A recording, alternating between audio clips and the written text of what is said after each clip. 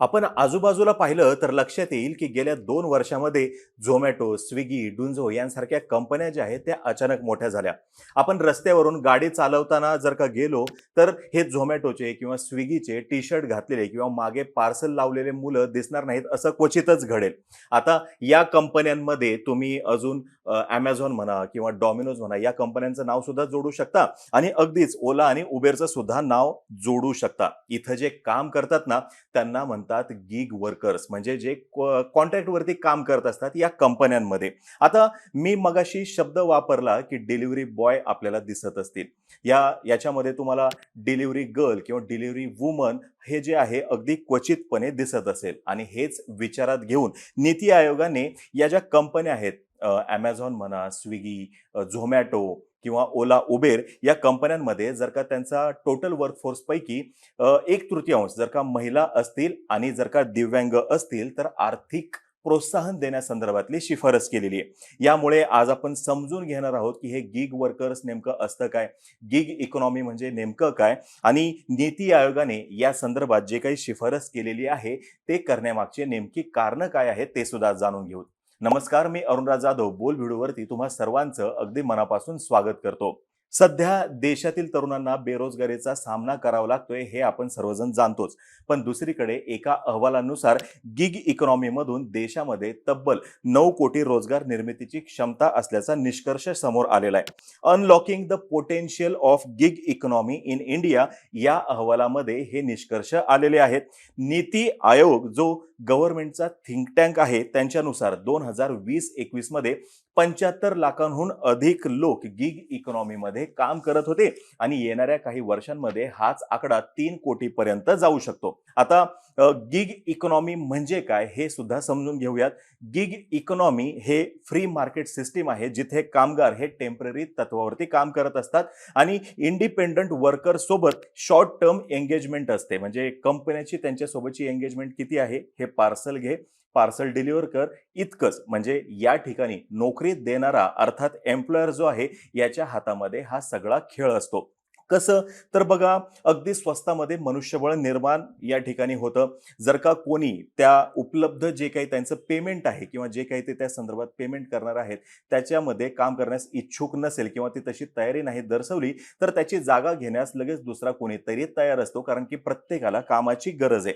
कामावरती कधी बोलवण्यात येतं म्हणजे मोबाईलवरती लगेच नोटिफिकेशन येऊ शकतं की बाबा या ठिकाणाहून डिलिव्हरी पिकअप कर म्हणून. कामावरती येऊ नको हे सुद्धा त्याच पद्धतीने सांगण्यात येतं. इतर सोयी सवलती देण्याचं बंधन कंपन्यांवरती नसतं आणि या ठिकाणी कामगार कायदे जे आहेत ते सुद्धा लागू होत नाहीत. सध्या कॉर्पोरेट वर्ल्डमध्ये हे गिग इकॉनॉमी किंवा गिग वर्कर्स जे आहे हे तुफान लोकप्रिय आहे. आता तुम्हाला गिग इकॉनॉमी म्हणजे काय हे समजलं असेल आणि गिग इकॉनॉमीची जी काही फीचर्स आहेत तीच त्याची सर्वात मोठी समस्या सुद्धा आहे हेही लक्षात आलेलं असेल. कारण की सध्या कार्यरत आहेत त्याच्यामध्ये मगाशी मी जसं सांगितलं तर 75 लाखाच्या आसपास वर्कफोर्स त्या ठिकाणी कार्यरत आहे आणि या सगळ्यांना या सर्व फीचर्सच्या नावाखाली वाऱ्यावर सोडता येणार नाही. म्हणून नीती आयोगानं India's booming gig and platform economy या अहवालामध्ये गिग वर्कर्सला income support, paid sick leave insurance आणि पेन्शन प्लॅन्स देण्याविषयीची आग्रही भूमिका मांडलेली दिसते. नीती आयोगाचं निरीक्षण असं सांगते की महिलांचं लेबर फोर्स मधलं प्रमाण जे आहे ते गेल्या काही वर्षामध्ये 16 ते 23% याच दरम्यान राहिलेलं आहे. आणि याला कारण काय आहे तर शिक्षणाचा अभाव आणि स्किलची कमतरता. यामुळेच महिला जे आहेत लग्नानंतर किंवा त्यांचं शिक्षण जे काही अर्धवट राहील किंवा जे काही शिक्षण त्यांचं पूर्ण होईल त्याच्यानंतर या प्लॅटफॉर्म्स जॉबला प्रेफरन्स देतात किंवा त्याला पसंती देतात. प्लॅटफॉर्म जॉब म्हणजे काय, स्विगी, झोमॅटो यांसारख्या ठिकाणी काम करणं. हीच गोष्ट लक्षात घेऊन नीती आयोगानं ज्या कंपनीमध्ये म्हणजे ज्या प्लॅटफॉर्म कंपनी ज्या आहेत यांच्यामध्ये 30% अधिक जर का महिला कर्मचारी असतील तर त्यांना आर्थिक प्रोत्साहन देण्याचं ठरवलंय. तसंच महिलांना सन्मानाने जगण्याची संधी देणाऱ्या कंपन्यांना स्टार्टअप ग्रांट्स देण्याचे सुद्धा प्रस्तावित आहे. असंच प्रोत्साहन जर का कंपन्यांनी जे दिव्यांग आहेत त्यांना जर का काम दिलं किंवा दिव्यांगांचा समावेश जर का केला तर तिथे सुद्धा प्रोत्साहन हे मिळणार आहे. आता नीती आयोग ही जी काही भूमिका घेते किंवा ह्या ज्या काही शिफारशी करते त्याचं स्वागत व्हायलाच हवं. प्लॅटफॉर्म कंपन्यांनी जॉब निर्माण केलेत हे नाकारून चालणार नाही, परंतु काम जास्त करून घेतलं जातंय आणि मोबदला कमी मिळतोय हे सुद्धा आपल्याला नाकारून चालणार नाही. यासोबतच अनइक्वल जेंडर पार्टिसिपेशन या ठिकाणी आहे, म्हणजे पुरुष मंडळींचं प्रमाण जास्त आहे, महिलांचं प्रमाण कमी आहे. तसंच हे जे काम आहे या ठिकाणी अपवर्ड ग्रोथ होण्याची चान्सेस सुद्धा फार कमी आहेत. ग्रोथ होते ती कशी, ही अशी हॉरिझॉन्टलच होते. अपवर्ड ग्रोथ या ठिकाणी होत नाही आणि यामुळेच हे गिग वर्कर्स जे आहेत आंदोलन करताना सुद्धा दिसत आहेत. आता याच्यावरती कंपन्या असं म्हणतात की गिग वर्कर्स जे आमच्याकडे आहेत ते असतातच मुळात कॉन्ट्रॅक्टवरती, ते कंपन्यांचे कर्मचारी नाहीतच. त्याच्यामुळं कंपनी कर्मचाऱ्यांसाठी असणारा पगार आणि इतर सुविधा ज्या आहेत त्या गिग वर्कर्सला देता येणार नाहीत. आता या सुविधांमध्ये येतं काय, तर sick leave, travel and housing allowance किंवा PF यांसारख्या सुविधा. नीती आयोग या संदर्भात लक्ष घालते, हे अभिनंदनीय आहे.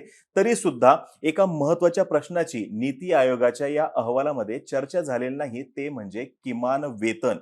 पेन्शन, PF, इन्शुरन्स हे सर्व छान आहे, म्हणजे ह्या सर्व ज्या सुधारणा होणार आहेत, ज्या प्रस्तावित आहेत, हे खूप छान आहे. परंतु यासाठीचे पैसे गिग वर्कर्स आणणार कुठून, हाही महत्वाचा प्रश्न आहे. लॉकडाऊनच्या पूर्वी 20,000 रुपये कमवण्यासाठी जितकं काम या गिग वर्कर्सला करावं लागायचं, सध्या तितकंच काम केल्यानंतर जेमतेम 10,000 रुपयेच हातात पडतायत.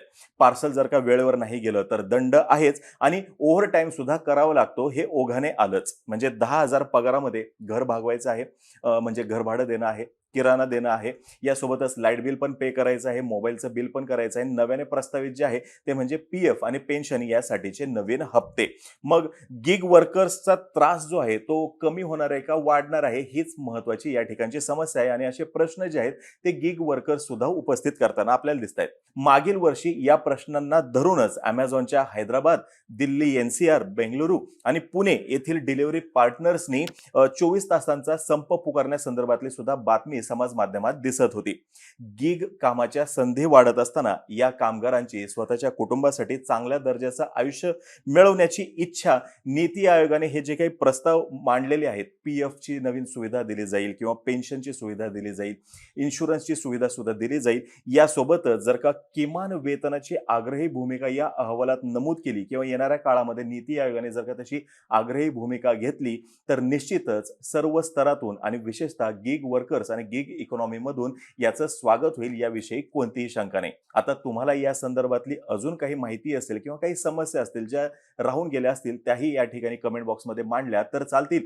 तोपर्यंत बोलभिडू या आपल्या YouTube चॅनलला तुम्ही लाईक करा, आम्हा सर्वांचे व्हिडिओ जास्तीत जास्त लोकांपर्यंत पोहोचवा आणि चॅनलला सबस्क्राईब करा तेवढं विसरू नका. धन्यवाद.